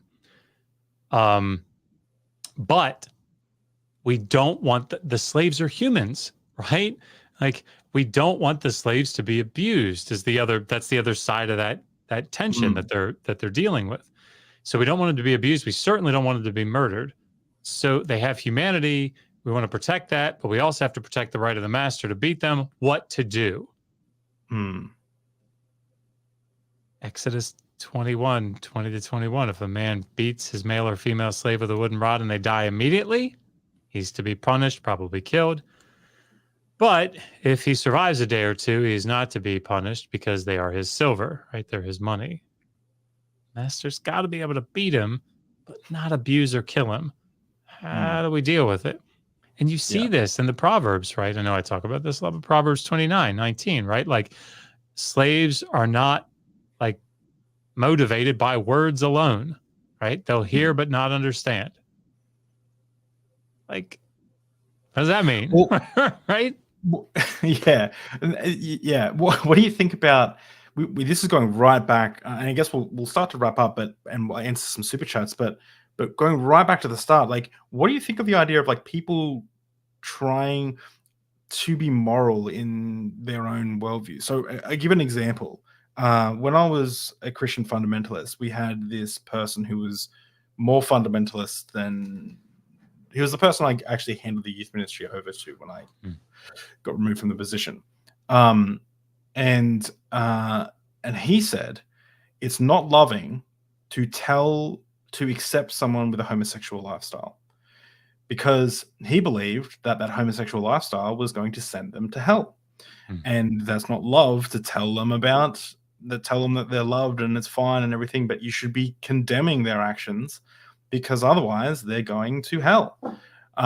So it's in a weird way that the horrendous belief system of eternal damnation for loving someone, which is just such a hilariously stupid concept, is if you subscribe to that, and you subscribe that if they just hold out and they just, I don't know, remain celibate, or like, I guess, try and pray the gay way for or whatever, or just fake it till you make it, which we had someone, by the way, in our church who he used to say, I know someone who prayed and now they're married with kids. And it's like, well, only a few years later, that person, they got divorced, and then that person's in a gay in a homosexual relationship, and they're happy. But the reason he never wanted to have sex with his wife. And so there's people who try and fake it so they make it.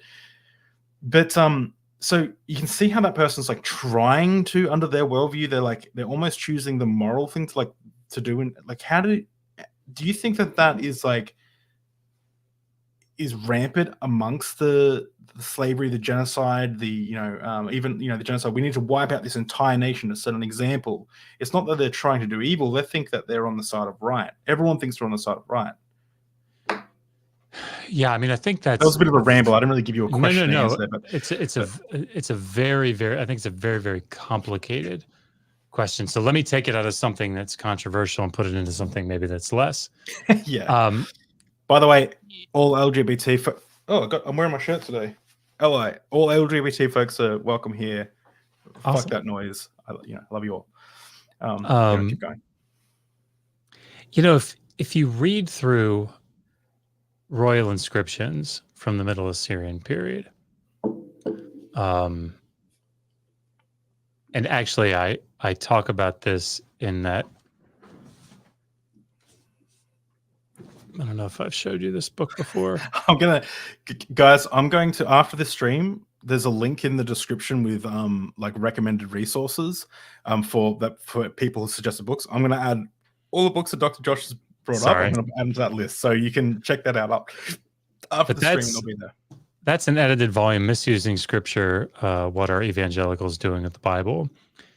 And I have a contribution in there, and it's called Your Eyes Shall Not Pity Them, and Violence and Genocide, and Morality for Evangelicals. And like, I talk about Middle Assyrian texts that talk about, the king is essentially saying, yeah, I'm like doing battle with these foreigners that are close by in the south.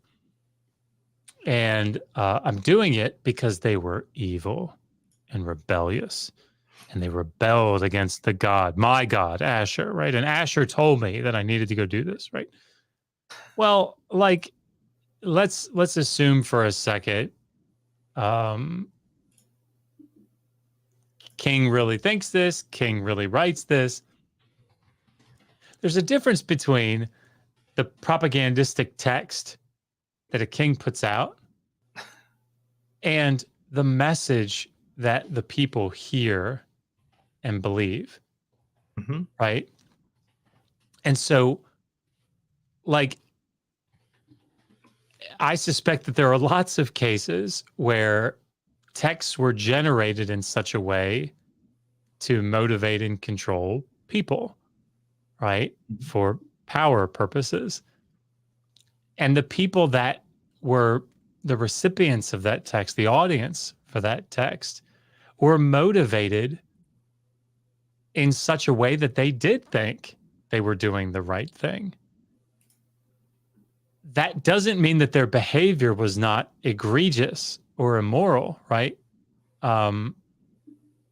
Like, that's why this is such a complicated topic, and I'm not an ethicist, so I don't want to, I try to be very precise about the things that I say. And I'm sure that somebody that works in the philosophy of ethics could come and just dismantle what I'm saying. That's absolutely fine. I defer to them every day. But I guess my point is that I think that, again, a father in 1955 who loves his son reads Proverbs and thinks, this doesn't feel great, but I need to do this or I don't love my son, right? Yeah. I don't think it's fair to say, what an immoral guy. He really was just a wicked person. Like, I don't think that's the case. Yeah. And I'll land with this. I had a friend, very, very good friend of mine. And I remember saying to him, like asking him genuinely, we were going through school, and I said, I deconverted by this point, and I said, hey, like, obviously by this point, I'd been deconverted long enough that I was like, yeah, there's nothing wrong with anybody that's in the LGBTQ community, right? Whereas years before, I definitely would have thought there was something wrong, right? Because I was a fundamentalist evangelical. And I asked him, I said, because he was still sort of not in the fundamentalist camp, but in the evangelical camp. And I said, like, what are your thoughts on like homosexuality? And he went, and I mean, like his head dropped. You could tell that what he was getting ready to say did not sit right Sit well with him, his yeah. intuitions, right? His moral intuitions. And he said,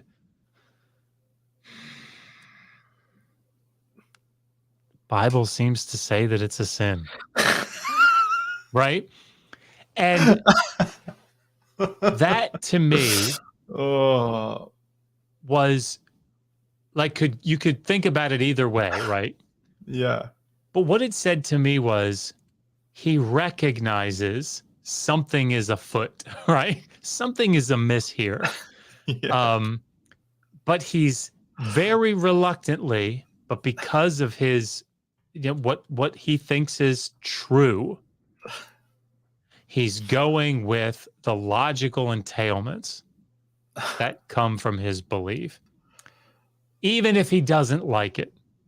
And again, bad things about that, good things about that. Says that he have a sensitive heart, you know, says that he's thinking these things through, but in the end, he's like, damn, I don't like this, but ugh. So I think that's very different from that guy that Skylar Fiction and I interviewed. And Skylar said, is it moral for God to command the ending of existence of a small youngster? And the guy said, yeah, it's more than moral. I would do it if God commanded me to do it. Yeah. And Skylar said, you would do that thing if God commanded you? And the guy said, yeah. Oh, yeah. Like, there's a difference between my friend and yeah. Oh, yeah. Yeah, there's a different vibe. Yeah. And I think we need to think about those people differently. And not those people, but I think I was of those people. Yeah, I mean, like I always describe myself as I was the kindest, most loving bigot you would ever meet. So were you bigoted towards the LGBT community? Oh yeah. You've talked about I don't know if you've talked about this, but about your personal stuff. I don't know if you're happy to talk about that at all, but sure. How have you developed in that way? It's very interesting. I mean, obviously, once I left fundamentalist evangelical Christianity, it was like the burden was lifted from a I don't know, like a logical cognitive standpoint. The problem was for me that even though I knew it was no longer wrong or a sin or anything like that, and that these were like, look, folks, I'm queer, right? So like it allowed even me to be able to start thinking these things through for myself without this burden of sin, right? The difficulty for me, and I'm sure that lots of fundamentalist evangelicals that have deconverted have struggled with this, is that you have, particularly if you were a fundamentalist for a very long time, and I was 2.5 decades into it, you have what I have come to call like habituated tendencies. A professor of mine used to refer to things like that, habituated tendencies. And I'm sure there's a much more technical term for it, but like your central nervous system or whatever thinks about and feels ways and responds to certain stimuli in a certain way. And I remember even following for like probably like a year, and I don't have the greatest memories. So it could have been 2 years. I'm not sure. But like, even when I would go over to a friend's house who was part of the LGBTQ community, like I'd be obviously very happy to see them, but there'd be this like this feeling that you still had that was like it felt wrong. Yeah. Even though you knew it's relate. not, it's like your body's still, I don't know, still there. And so you'd have to say, like, I'd actually feel uncomfortable. And I'd have to say to myself, come on, there's nothing wrong with this. Right? There's nothing wrong with this. So yeah, it was tough. I have since very much moved past that, but that's great.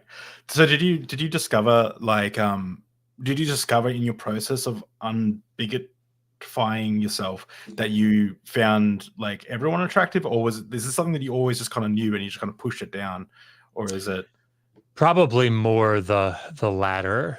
I can remember certain times where I thought and I don't have the greatest of memories because of my MS, but there are still certain, sort of key moments that I remember thinking I shouldn't like seeing that, right?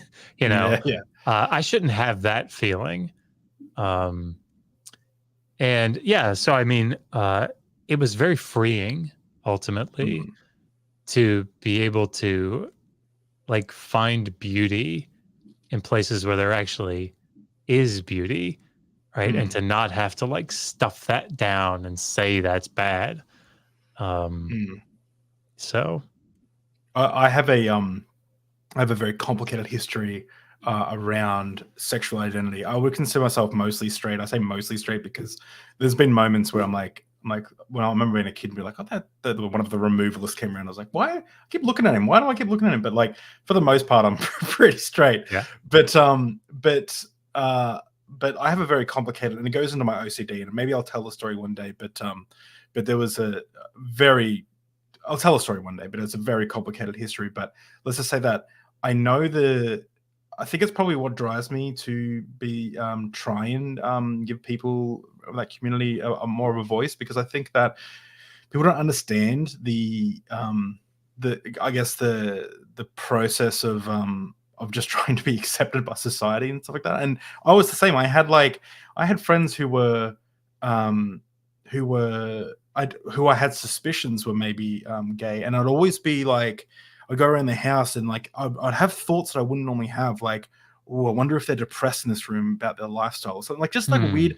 And I knew those, that we call them intrusive thoughts in psychology, just like random thoughts would pop in. And I'm like, where did that come from? Like, why do I don't have any problem with this person, like and I'm just like, or imagining myself in that position, like being, attracted to someone of the same sex and feeling closeted or scared, and then feeling, and it's like, it's internal homophobia or something going. It's some bias that I've been brought up with,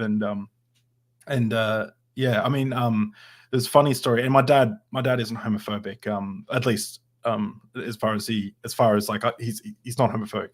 But he definitely has some homophobic characteristics. My roommate used to paint my nails. She would go, I'm painting your nails, and she'd call it Kenny's Kennedy, her name is what we call it, Kenny's spa, and she would love painting like my toenails with like pink polka dots and stuff. Right. And I just let her eventually, and I just had a laugh. I think whatever. I go around Dad's house one time, and he's just like points to I was wearing thongs. He points to my feet and goes, "Gay, gay, gay," like as a joke. And I was like, whatever, I don't care. But like just stuff like that, like he's joking around. He's not actually being homophobic. Well, he probably is, but he's not. Yeah. There's no malice there, is what I'm trying to get across. But like stuff like that, even, you pick up on those little things, and that's why I try and do my best to try and expose society to people of all different groups. And there is so much unconscious bigotry, right? And it supports the bigoted structure.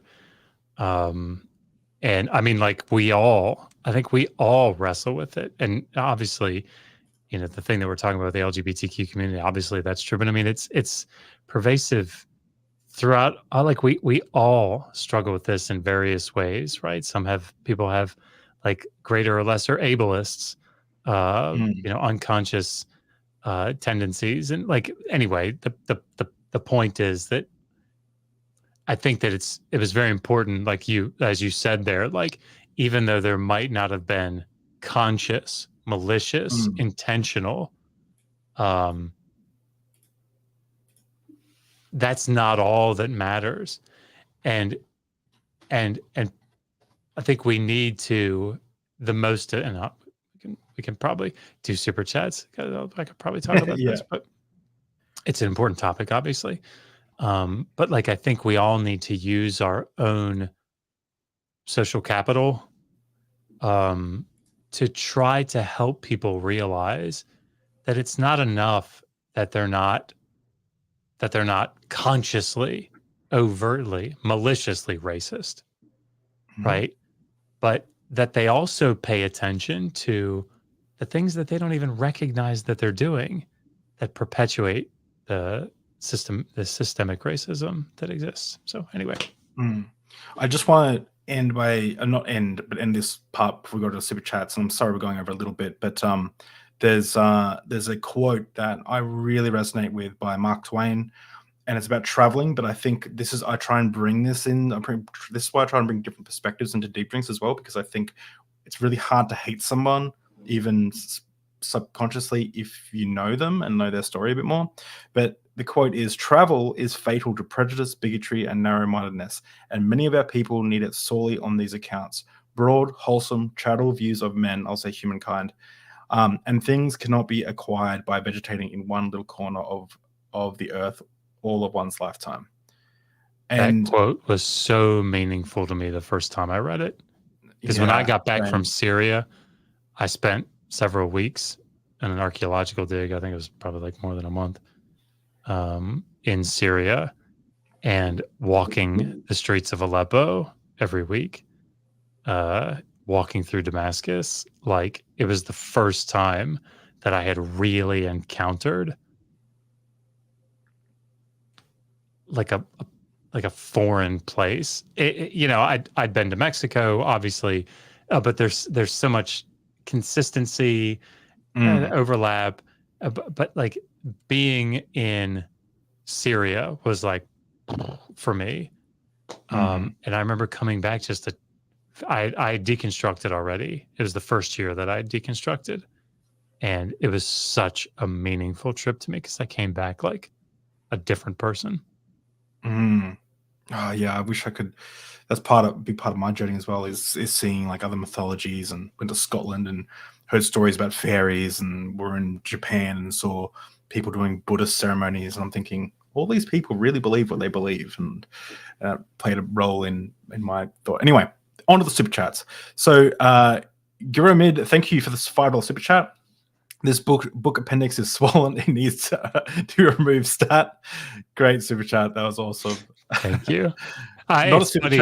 Seth Andrews is going to be doing the audio version. We're starting to work on it together now. And I told him we're going to work something out for the audiobook, because reading that appendix, it's not something that I think the listener would very quickly be like, yeah, stop. Yeah.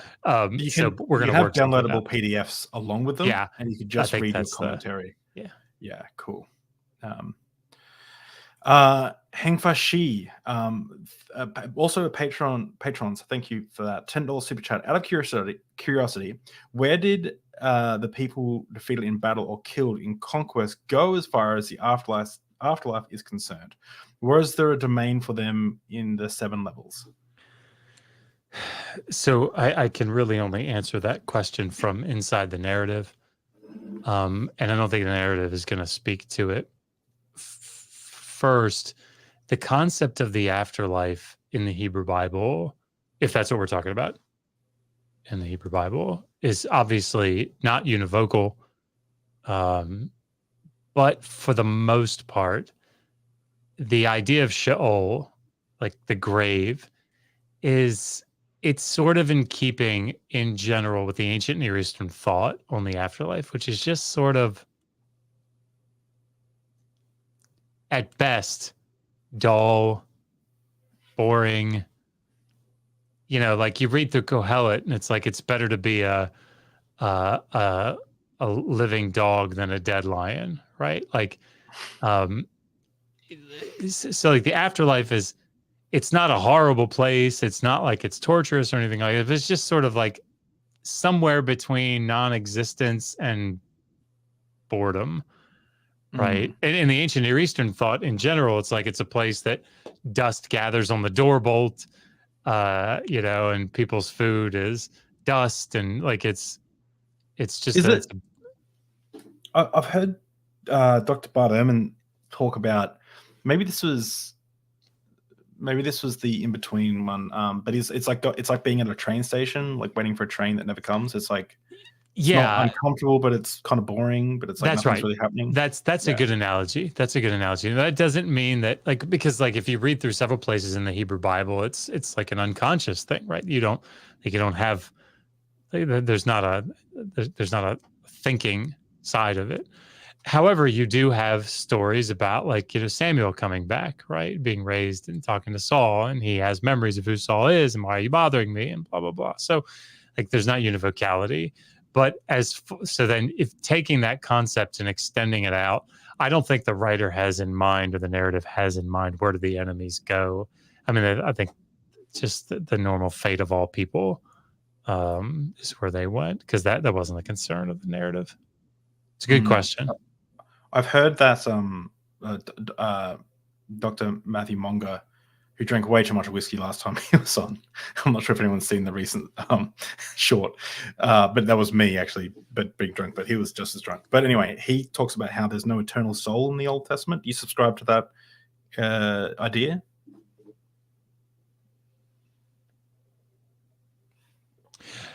Yeah, I mean, obviously Matthew Monger is a very, very sharp guy. I haven't thought about, like, I'd have to think about that. Again, I don't think there's univocality. So I think like the idea of Samuel would probably be like an outlier, in that the fact that like the narrative has him coming back and having memories is like that's an outlier. But yeah, I mean, I like he sounds like he's thought about that in greater depth. You should roast him, and then I'll get you guys on for a debate, and we'll get all that. Yeah, come at You've me, got bro. to create drama. Okay, another one, $10 super chat from Hang for She. Thank you so much. We often hear all about the people, all about how people are just of their times, but we can also often find abolitionist voices like Lafayette versus G. Walsh / Jefferson. Is there anything like that going on in the ancient Near East, etc.? Sort of. So like if you read through Job 31, 15, you know, Job is, of course, the whole book of Job is about him essentially defending himself and saying, I am righteous. I have not done stuff wrong. Right. So that sort of crosses the path of his treatment of slaves, the slaves that he owned as a very wealthy person. And he basically says, like, you know, I've never mistreated, I've never denied justice to my slaves. And he goes so far as to say in verse 15, like we were both born in our mother's wombs, right? So like we have this common place that we come from. So like that's obviously a good thing. So I would say that, like, there's always, not always, there's very often the concern for the slave's humanity. Often this is a debt slave that the concern is for, less for a chattel slave, but still, like, you do seem to see, even with chattel slaves, there still is concern for the humanity. the individual. Maybe they wouldn't have put it in those terms, but yeah, so I don't know if that there do seem to be. There's always concern for the vulnerable. It's one of the things that kings do. Kings look out for the vulnerable in the society. And so like that's an important thing. It's not going to be to the extent that we would like, obviously, because there was still slavery, right? But that is something that resonated with them, is the concern for the vulnerable, the orphan, the widow, the foreigner, right? And at times the slave. Wow, okay. One of my favorite people who's been traveling a lot recently, hasn't been able to see the show, but a friend of mine, Dr. Cheryl, this has been a great show tonight. I'm a lesbian in a loving relationship with a beautiful woman. The day I came out, life had meaning completely for the first time. Thank you for your vulnerability. Thank you for your vulnerability. Yeah, that's there's comments like that. I really appreciate comments like that, like seeing people just it's important to see, I think, people in happy, healthy relationships and just coming to terms with who they are. I think it's super important. Yeah, I mean, and just if for no other reason than to normalize it further. Because, I mean, think about it. Even, sorry, I'm definitely not trying to pick on your dad at all, but like that comment of gay, right? Like it's a pejorative, right? Even though it's meant in jest, it's still, the reason that it's funny to him is because it's a pejorative. I'm taking the word back. I'm saying like, oh, this dinner's hell gay. So I'm using gay now as a positive thing. I don't know if it'll work, but I'm trying to spin it. But no, keep going.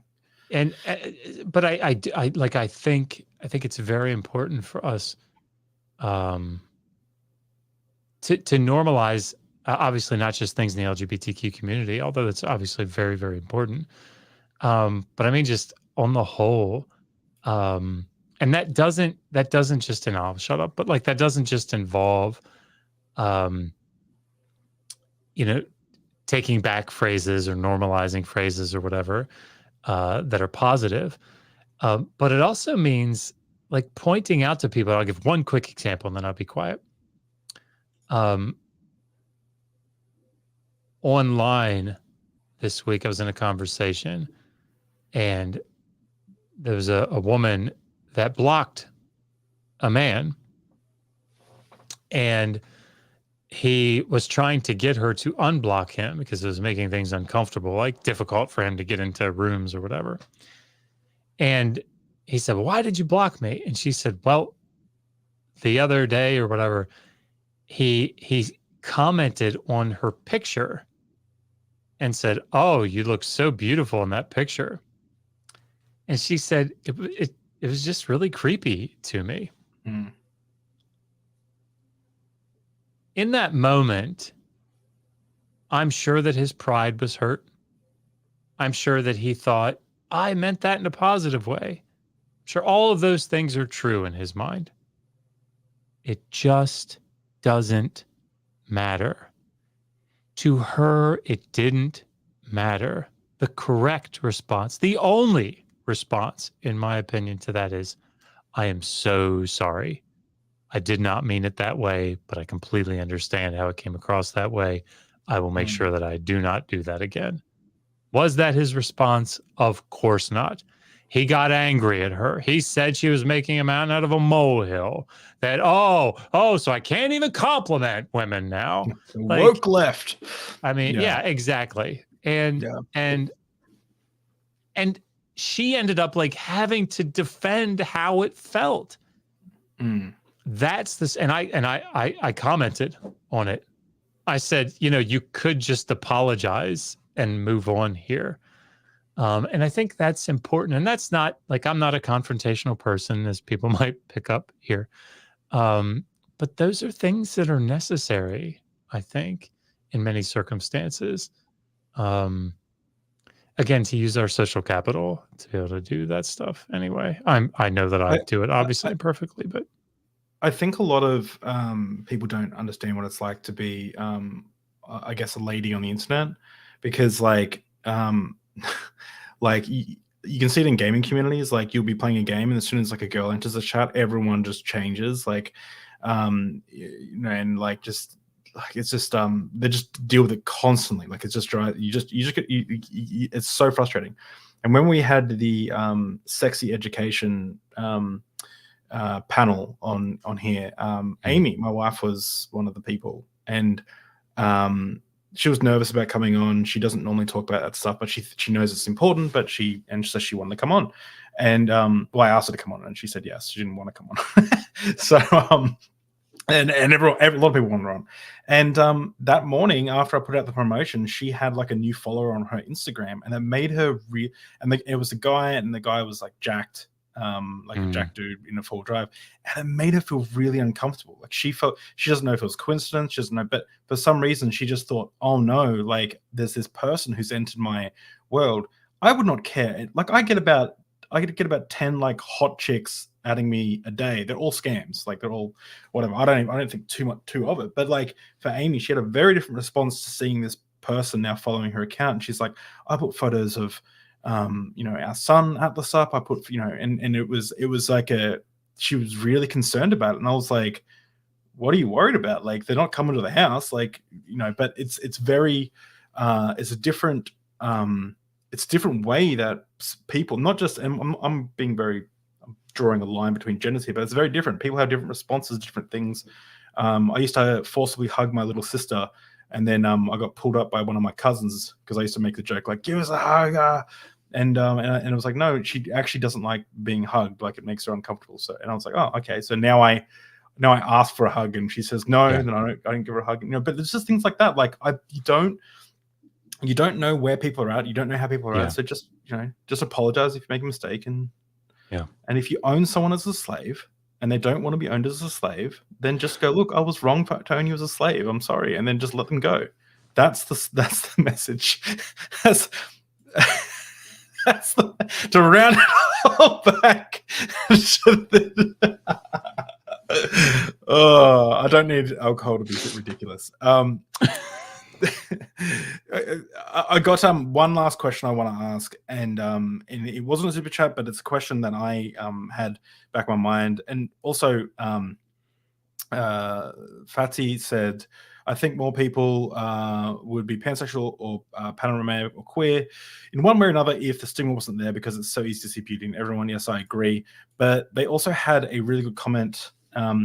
So the punishment were paid in work. Did they have a prison system, or was it just slavery and execution? Were there prisons in the ancient Near East? Like there were, yeah. Okay. And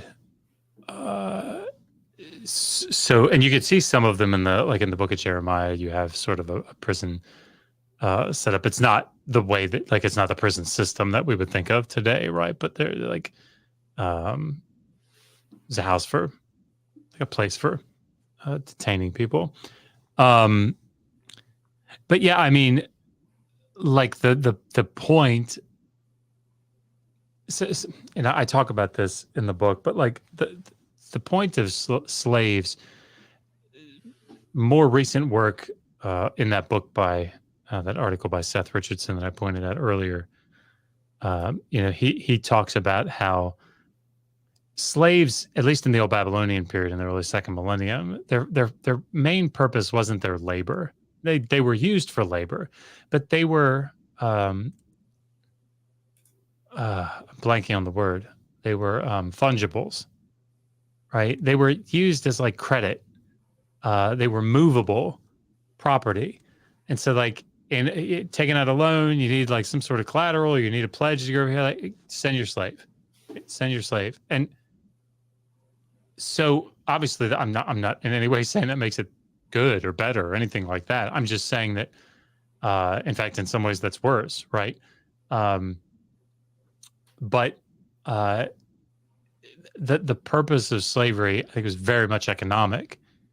And so again, like debt servitude was a way that people did, try to recoup slave masters, creditors did recoup their losses, and often that ended with a person that entered into debt slavery originally being sold into chattel slavery if the debt didn't get paid off. So I mean, yeah, there were prisons, or there were those types of institutions. In fact, like we have Sumerian literary texts about prisons, but yeah, their use. I don't have a ton of research into prisons, so forgive me for not having that information on top of my head. But yeah, next book.